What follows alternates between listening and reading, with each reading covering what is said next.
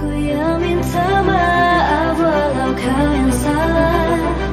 Aku kan menahan walau kau ingin pisah. Karena kamu penting, lebih penting dari semua yang ku punya. Jika kamu salah, aku akan lupakan. Walau belum tentu kau lakukan yang sama. Karena untukku kamu lebih penting dari egoku.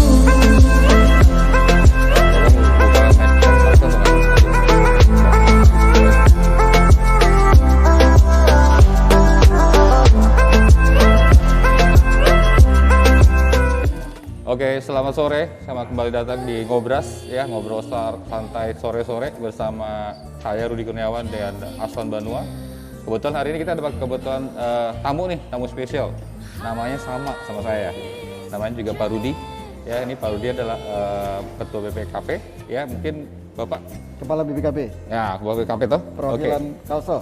Perwakilan Kalsel guys ya. So, nanti kita bakal bahas masalah kopi pastinya di Ngobras ini. Tapi santai aja, kita ngobrol-ngobrol nanti sama Pak Rudi detail seperti apa. Oke Pak, mungkin bisa diceritakan, pernah ada cerita kah soal kopi atau mungkin ada cerita soal kopi di Kalsel gitu? Oke, jadi kalau kopi ceritanya sudah panjang kalau di saya. Jadi sebelum ke Kalsel, saya pernah di Jambi. Oh oke.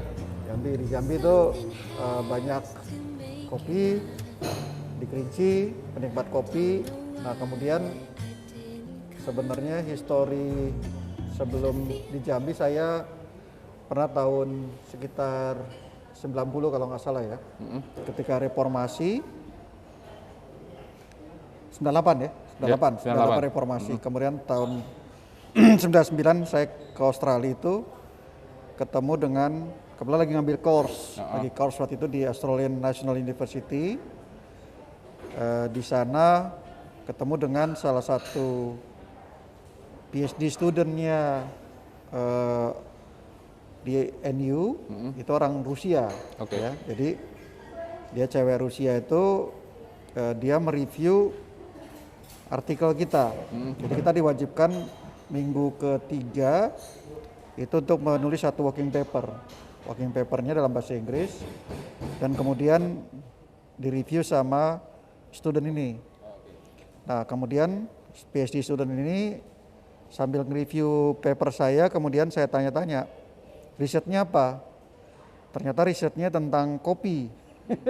Waktu itu saya nggak begitu suka kopi sebenarnya ya. Jadi kita sebagai orang Sumatera, saya orang Sumatera ya, itu banyak di rumah sebenarnya kopi. Ya, jadi kopi Mandeling namanya. Kopi Sidikalang ya, itu punya stok dan orang tua saya terbiasa tiap pagi untuk minum kopi. Ya, sampai sekarang masih sehat. Sudah 80-an, 82 kali umurnya, itu minum kopi dia. Nah, jadi tapi saya nggak terbiasa, tapi begitu saya ngobrol dengan orang Rusia ini, risetnya tentang kopi, saya jadi semangat mendalami apa itu kopi. Karena saya penasaran kenapa sampai di riset. Akhirnya saya belajar tentang kopi itu pada dasarnya ada kopi Robusta sama Arabica. Yes. Walaupun saya tetap nggak hafal waktu itu apa itu Robusta apa Arabica gitu. Nah kemudian saya terbiasa untuk minum kopi gitu ya. Nah kemudian ketika saya pernah di Auckland 2014-2018 itu terasa sekali berharganya kopi.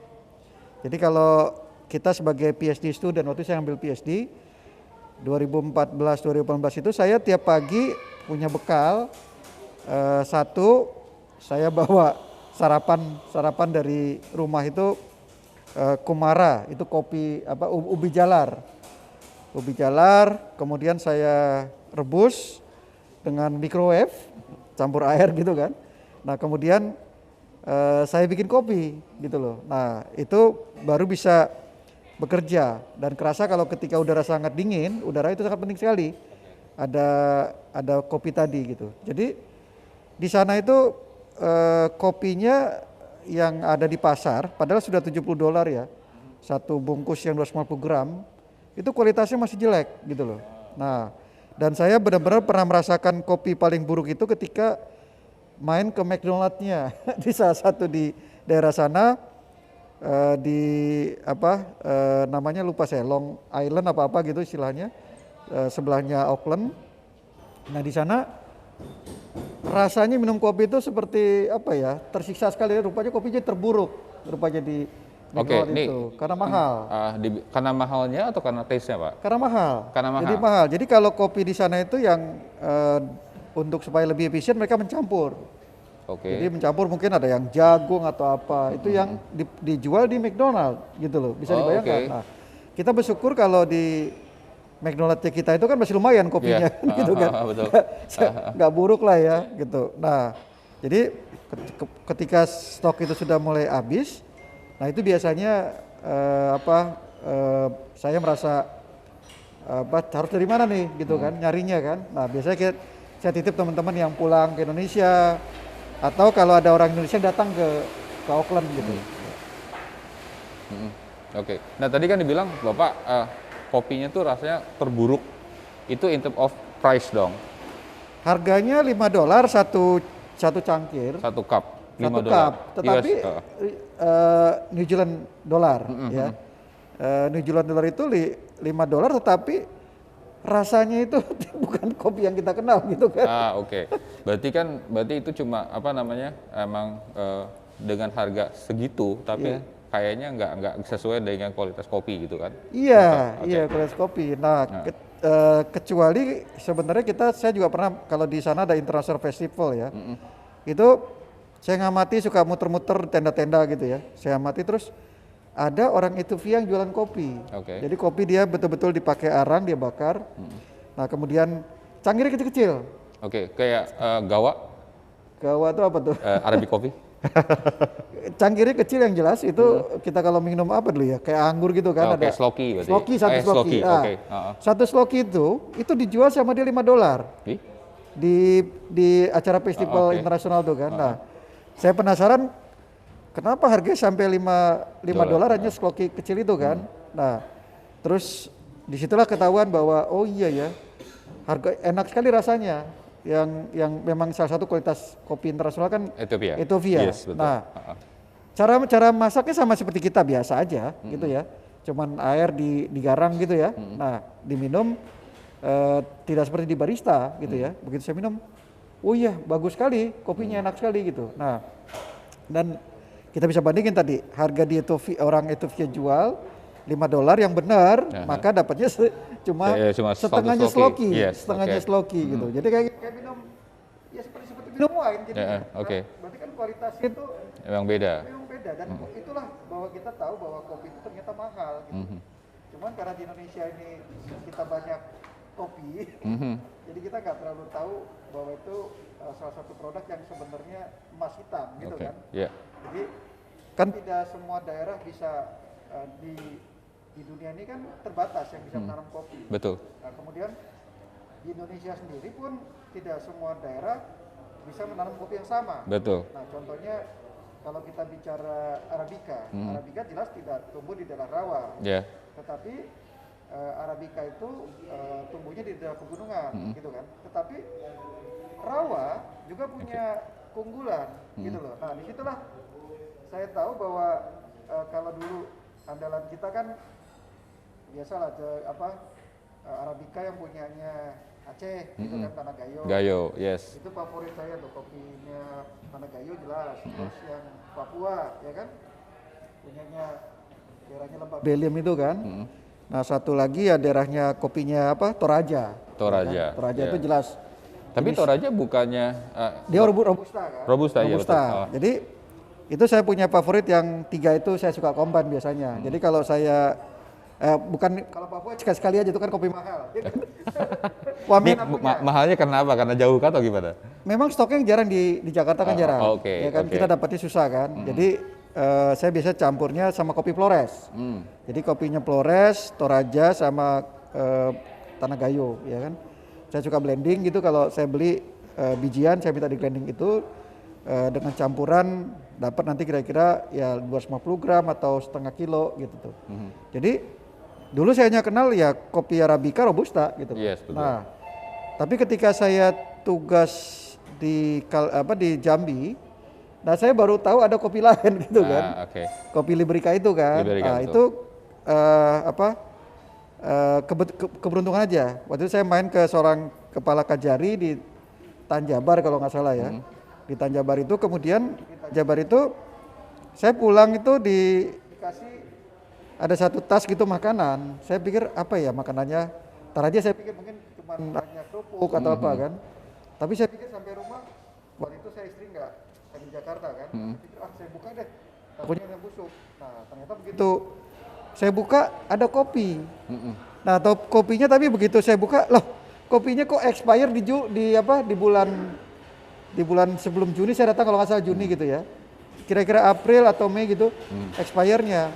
Makanya saya bawa itu kopi ke kantor, saya minta sekretaris, udah masakin ini dulu lah gitu supaya habis gitu kan. Nggak saya bagi waktu itu, karena cuma ada 2 bungkus. Nah warnanya krim gitu. Tapi begitu saya minum, loh kok enak banget gitu kan. Wah kopi Liberica tuh kok sensasinya beda gitu ya dari yang saya pengalaman minum kopi. Nah penasaran saya buka, oh ternyata bukan expire, baru digiling. Baru di roast berarti. Baru di roasting. Nah jadi ternyata kita punya kopi andalan. Begitu saya searching juga di internet, oh ternyata stoknya terbatas, termasuk harga yang mahal gitu ya kopi Liberica itu. Nah dan sampai sekarang rupanya nyarinya juga masih susah ya di Jambi itu. Betul. Ya di Jambi untuk yang Liberica itu yang memang kualitasnya bagus gitu. Oke guys, tadi udah ngomong banyak banget detailnya dari Pak Rudi, dari mulai Auckland terus ke Aussie juga ya, terus ke New Zealand. Ngomongin masalah kopi, mau detail lebih banyak lagi, tunggu aja setelah ini ya. Kita break dulu sebentar. Kita break dulu Pak. Aku yang minta maaf walau kau yang salah. Aku kan menahan walau kau ingin pisah. Karena kamu lebih penting dari semua yang ku punya. Jika kamu salah, aku akan lupakan. Walau belum tentu kau lakukan yang sama.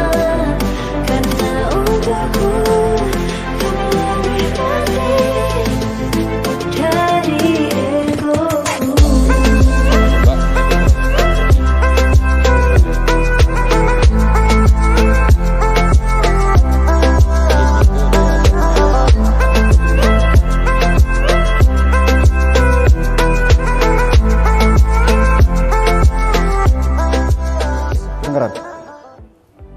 Aku yang minta maaf walau kau yang salah. Aku kan menahan walau kau ingin pisah. Karena kamu lebih penting dari semua yang ku punya. Jika kamu salah, aku akan lupakan. Walau belum tentu kau lakukan yang sama. Karena untukku kamu lebih penting dari egoku.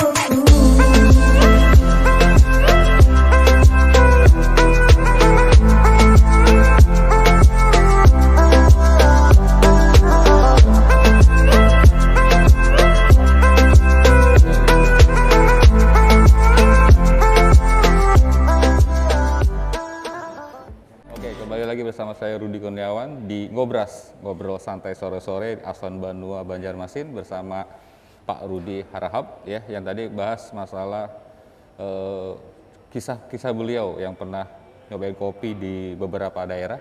Nah tadi kita bahas masalah ada yang selenting masalah Liberica Pak, sama satu lagi Excelsa ya. Nah sebenarnya Liberica itu aslinya mana sih Pak? Tadi kan Bapak ngomong di Jambi tuh. Apakah itu asli Jambi atau emang asli Kalsel Pak, si Liberica ini? Kalau saya baca itu sebenarnya tidak murni juga asli Indonesia ya. Sebenarnya dari satu lupa daerahnya waktu itu Liberica itu masuk karena beberapa kopi kita rusak. Itu kan sejarahnya kan. tapi memang Liberica itu hanya bisa hidup kalau menurut informasi di Tanjung Jabung di daerah rawa. Oh, oke. Ya, contohnya kalau di Jambi itu Tanjung Jabung Barat gitu ya. Nah, karena rawa itu terbatas di Indonesia, itu bisa menjadi salah satu keunggulan daerah gitu. Jadi kalau seperti di Kalimantan Selatan ini rawanya kan ada, tapi juga nggak banyak juga, sebenarnya terbatas juga gitu ya. Jadi kalau mau dioptimalkan untuk meningkatkan kesejahteraan masyarakatnya, itu bisa menanam kopi Liberica. Jadi itu sih Liberica itu emang bisa tumbuhnya di rawa gitu? Iya. Lebih spesifik di rawa? Iya. Oke. Jadi setiap kopi kan punya kekasan sendiri. Yes, betul. Punya ketinggian di mana dia cocoknya gitu ya. Nah, jadi kalau yang saya sudah coba tuh memang kan di sini Liberica Bati-Bati ya terkenalnya ya. Bati-Bati, Itu jenisnya sebenarnya Kalimantan Selatan itu kebanyakan kopinya kan jenis robusta. Oh, oke. Ya kan? Nah, cuma di yang Bati-Bati itu ada juga produksi yang Liberica. Dulu ada juga kalau nggak salah kopi kupu-kupu atau apa itu di Kalimantan Selatan ya, di daerah Banjar ya, mereka punya kopi sendiri tapi jenisnya robusta. Jadi jarang kalau kita ketemu di Kalsel ini kopinya Arabica ya. Jadi masih lebih banyak kopinya robusta. Nah, kemudian baru mulai tumbuh tadi yang Liberica. Nah, kalau Liberica ini kan Kalsel ini memang kayaknya dibawa dari Jambi juga. Oh, oke. Karena berkembang lebih duluan di Jambi ya. Jambi. Nah, ada Pak Dwi kalau nggak salah, dia memang dari Jambi juga, itu mengembangkan di Kalimantan Selatan. Nah, salah satunya sekarang di tempat showcase-nya dia sendiri, gitu kan, dia punya kafe, terus di belakangnya ada kebun. Yes, betul. Nah, itu menarik tuh. Nah, itu saya pengen nyoba ke sana sih, Pak. Coba belum ada kesempatan. Oke. Coba mungkin one day kita ke sana bareng-bareng. Saya udah pernah. Oh, udah pernah? Udah pernah. Jadi ada sekitar berapa ya? 6.000 meter cuma di belakang. Oh, oke. Jadi untuk edukasi ya. Nah, kemudian dikembangkan juga di Batola beberapa area. Nah, cuma di sana masih ada kesan bahwa kopi ini akan mengganggu jeruknya apa enggak? Karena kan salah satu keunggulan Batola kan jeruk siam. Yes. Ada jeruk madu lagi, saya udah nyoba tuh, ternyata juga keren juga tuh. Nah, tapi sebenarnya kan kopi nggak terlalu mengganggu dan justru dia membutuhkan itu, membutuhkan kerjasama ya, dia tidak merusak tanaman lain. Nah, kemudian yang sudah berhasil justru di HST ya. Jadi saya coba kopinya waktu itu, saya main ke rumah dinasnya Bupati Pak Aulia. Ada pas habis makan siang tuh ditawarin, mau kopi nggak Pak? Gitu kan. Saya bilang, ya kopinya kopi serius apa enggak gitu. Kalau kopinya sekedar saset ya, tentu enggak lah, nggak usah. Enggak Pak, ini kopi serius Pak, ini kopinya kita, kata dari HST.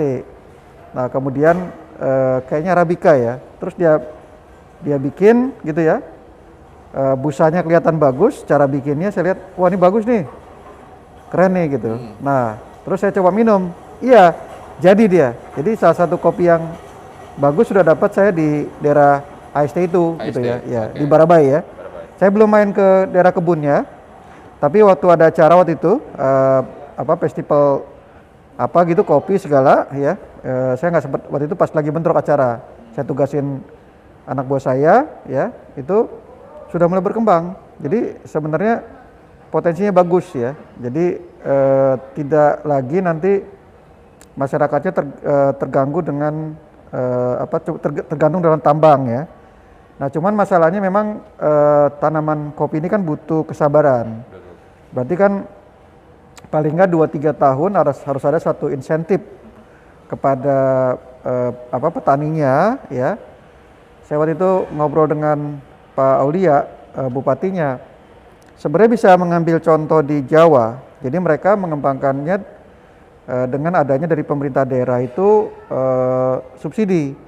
Ya, mungkin tidak sampai dengan subsidi biaya hidup ya, tapi subsidi dalam segi pupuknya gitu ya. Terus mungkin sarana-sarana pengembangan pertanian ya. Tapi kalau kita bicara di negara lain, sebenarnya mungkin saja subsidi itu sampai dengan biaya hidup. Ketika dia tidak sustain ya, karena dia harus berubah tanaman yang harus dia tanam ya, itu bisa aja pemerintah melakukan kebijakan subsidi sampai dengan biaya hidup gitu. Jadi katakan kalau butuh 2-3 tahun itu seperti dulu kita bicara transmigrasi lah di Kalimantan Selatan kan. Nah jadi selama beberapa tahun itu disubsidi oleh pemerintah. Nah ketika kita lihat sekarang kebutuhan kopi internasionalnya tinggi, apalagi sekarang setelah corona ini kan dalam masa corona kan ada juga kepercayaan di kafeinnya itu bisa untuk melawan COVID gitu loh. Jadi dan itu penelitian serius sebenarnya gitu ya, bahwa ada potensi itu gitu. Jadi market internasional juga membutuhkan kopi, bukan hanya untuk rekreasi tetapi untuk pengobatan. Nah itu hal yang menarik sebenarnya. Oke, nah sekarang Pak, kita tadi udah ngomong masalah ada kopi Toraja, kopi Gayo, ya kan? Terus ada beberapa kopi yang lain lah yang sudah terkenal duluan. Ya. Is it possible kalau si Liberica ini bakal dikenal juga, at least mungkin se-Indonesia dulu deh sebelum mungkin keluar gitu. Is it possible atau gimana? Ya kalau yang sudah pernah nyoba pasti akan tahu. Cuma memang karena stoknya terbatas, biayanya hanya di kalangan elit lah yang bisa merasakan gitu ya. Berarti kalian guys kalau misalkan mau nyoba yang dibilang tadi elit-elit ya, salah satunya adalah kopi Liberica ini yang cuma ada di Kalsel, betul? Di Kalsel di terbatas sama di Jambi. Nah, di Jambi sama di Kalsel. Jadi bagi yang suka kopi, kalau belum nyoba Liberica berarti belum tukang kopi. Iya. Bisa dibilang gitu lah ya. Iya, karena kenapa waktu itu saya bilang dia kopi elit ya? Saya kebetulan pas saya pindah ke Jakarta bertugas, saya penasaran dengan kopi saya itu udah habis yang itu kan. Terus saya minta tolong kepala kantor yang baru, saya kontak, cariin lagi dong gitu ya. Nah, rupanya hanya orang-orang tertentu yang bisa dapat kopi itu gitu kan. Udah cari di pasar itu susah gitu ya. Jadi kalau Kajati, Kajari mungkin dapatlah stok kopi itu Kapolda, Kepala Perwakilan BPKP gitu, itu bisa dapat gitu. Nah, mungkin ini yang harusnya pasarnya diperluas. Betul. Ya. Jadi mungkin perlu ada penanaman massal untuk Liberica ini gitu. Tapi ada planning ke sana nggak Pak? Untuk mengembangin si Liberica ini sendiri, Pak? Jadi kalau di Kalimantan Selatan tuh Bu Hani itu saya lihat sudah ke sana. Jadi mereka juga sampai ke belajar ke Jambi itu.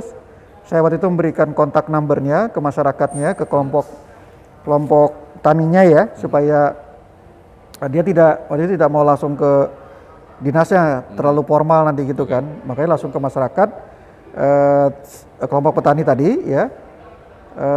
Sebelum Januari rasanya sudah ada kunjungan ya, tapi ntar kita lihat lagi. Terus kemudian kita lihat sudah mulai tumbuh kan, di Batola itu sudah kita tanam bersama dengan waktu itu PLT Gubernur, ada Ketua DPRD ya, Bupati, bersama-sama kita tanam di sana. Tempat itu juga nama daerahnya saya lupa, itu yang juga tempat wisata. Sekalian waktu itu pelepasan bekantan ya. Jadi nanti kita bisa lihat tahun pertama, tahun kedua tuh nanti berkembang atau tidak ya. Nah kemudian di kantor saya juga punya lahan, nanti saya juga mau coba tanam ya, kopi-kopi itu di depan, kemudian di belakang, dan juga di rumah dinas itu. Ada potensi yang saya pikir bagus. Oke guys, tadi bahas lebih masalah Liberica. Jangan lupa nih ya, kita masuk segmen 2, ada 2 segmen. Jangan lupa bagi yang mau nanya-nanya langsung live, dapatkan tumbler khasnya Aston, tradisional dari Aston. Dapatkan ini langsung ke di live aja, ada pertanyaan bisa dapatkan ini. Untuk lanjutnya lagi kita bahas masalah kopi lebih dalam dengan Pak Rudi habis yang satu ini ya.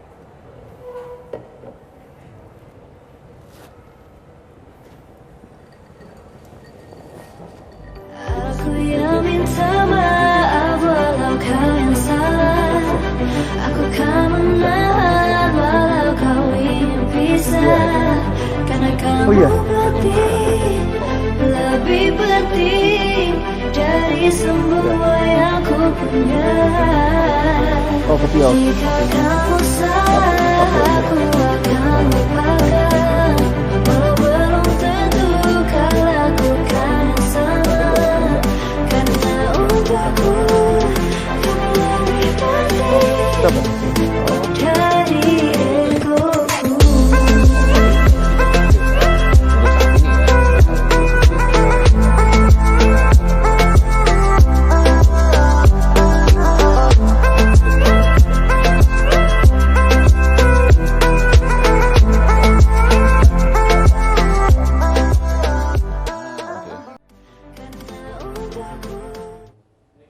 Oke, balik lagi ke Ngobras di Ngobrol Santai Sore-Sore Aslan Banua bersama saya Rudi Kurniawan sama bintang tamu saya Pak Rudi. Kita ngomongin tadi masalah Liberica, kita ngomongin masalah tadi detailnya seperti apa. Mungkin kita agak lebih santai dulu Pak sekarang, tadi agak-agak berat omongannya. Ada kenangan nggak Pak masalah kopi yang mungkin tidak bisa terlupakan ceritanya gitu loh Pak, soal kopi Pak. Ide itu minum kopi mungkin yang tadi dibilang kan salah satunya adalah kopi Ethiopia ya, yang Bapak bayar setengah sloki itu $5.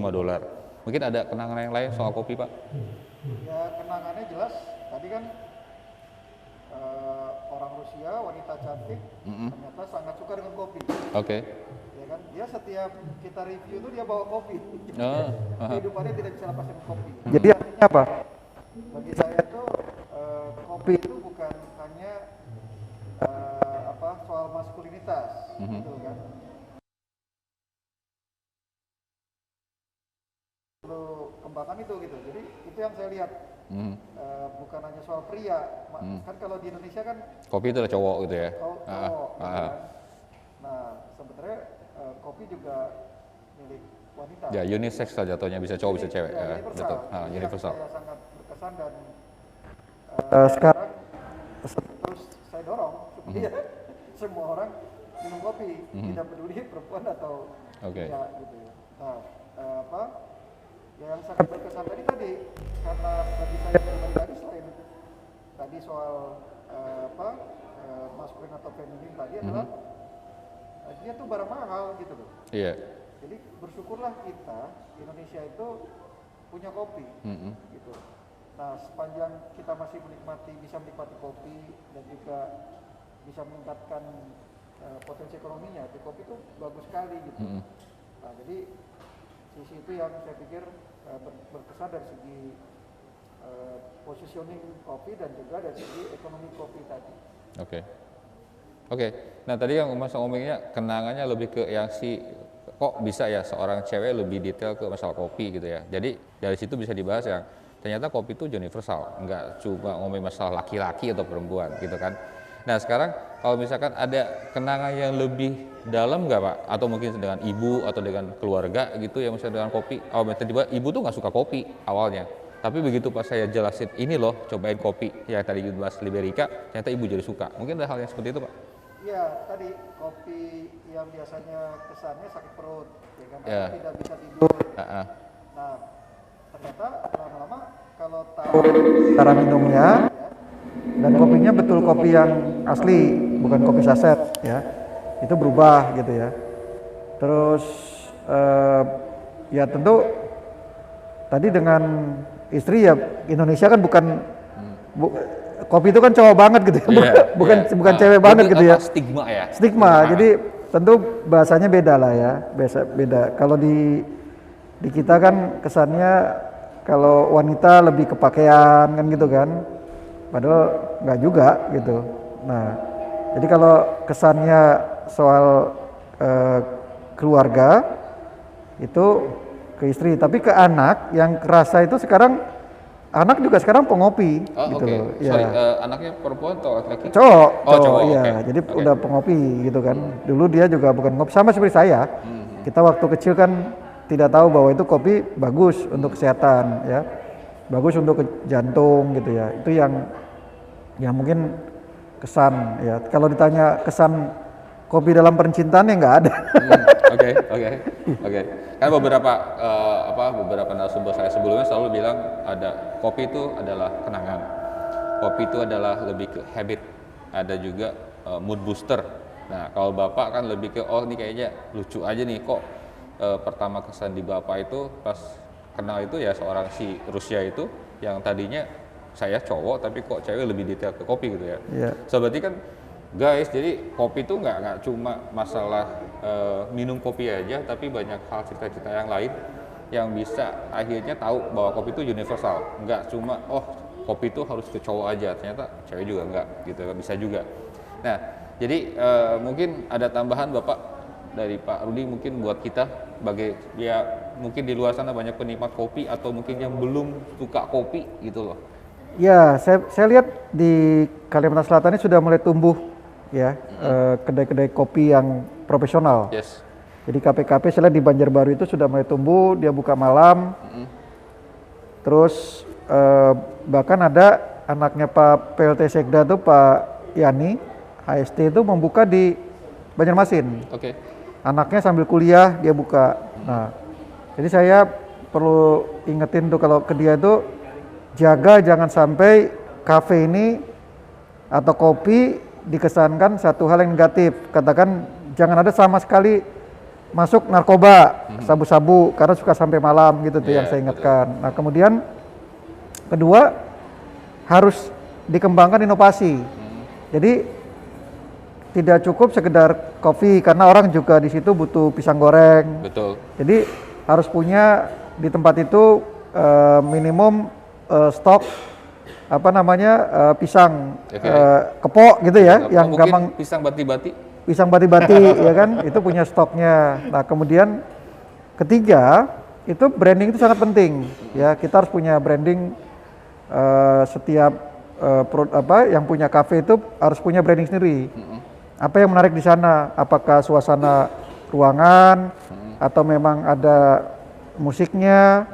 Dan juga mungkin kalau kita mengambil sejarah coffee culture di Indonesia, itu kan tempat di mana ide-ide berkembang. Oke. Ya, bahkan kalau di Bagan Siapi-Api dulu, warung-warung kopi itu dulu itu tempat untuk mendapatkan informasi paling cepat.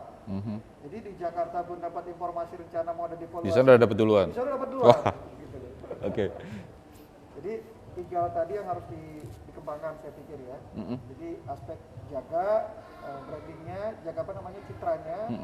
Kedua bangun tadi sisi niche marketnya lama di mana gitu. Nah tadi kemudian kembangan terus secara profesional. Oke. So mungkin dari penjelasan Pak Udi tadi sudah mengarah ya arahnya kemana, bahwa sebenarnya di Kalsel pun punya salah satu kopi andalan yang tadi dibilang adalah untuk kelas elit untuk sementara. Nah jadi biar lebih detailnya seperti apa, mungkin nanti ada kalanya waktu kita kunjungi Pak langsung ke sana ya. Yang which is Pak Udi sudah duluan. Mungkin saya nanti undang Pak Udi juga untuk ke kebunnya langsung melihat sebenarnya Liberica itu seperti apa, taste-nya seperti apa, karena saya pribadi belum pernah nyoba. Tapi dekat kantor soalnya. Jadi dari kantor saya nggak begitu jauh. Oke. Jadi dekat ya. Mungkin nanti saya bisa kunjung ke kantor Bapak. Ya. Oke. Kita punya kantor tuh punya open space. Oh, oke. Jadi sekarang kantor saya tuh kita punya, kalau dulu kan auditor tuh kan kaku ya. Nah, sekarang kotak-kotak gitu ya. Sekarang kita buat di open space di mana dia bisa sharing room. Oke. Akhirnya terjadi kolaborasi. Nah, di sana juga bisa minum kopi bersama. Betul. Nah, kemudian kita punya Libre Cafe. Oh, oke. Jadi kita bangun di sana Libre Cafe untuk nyanyi, untuk kita minum kopi bersama gitu ya. Nah, tapi khusus untuk yang eksekutifnya kita punya ruangan. Jadi kalau zaman itu kan eksekutif tuh punya ruang sendiri. Oke. Kalau sekarang enggak. Jadi ruangannya bersama, tapi kita punya satu lantai khusus untuk mereka. Oke. Jadi kita sebutnya namanya Executive Open Space Room. Wih, oke. Namanya udah keren tuh guys. Nah jadi kalau ini